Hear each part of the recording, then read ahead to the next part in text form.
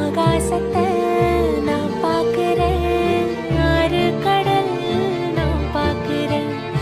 ஆகாசத்தை நான் பார்க்கிறேன், ஆறு கடல் நான் பார்க்கிறேன். கண்ணால எதையும் காணாத இவதா கண்ணீரை பார்த்தேனே. இனி என்னோட அழக பொன்னான உலக உன்னால பார்ப்பேனே.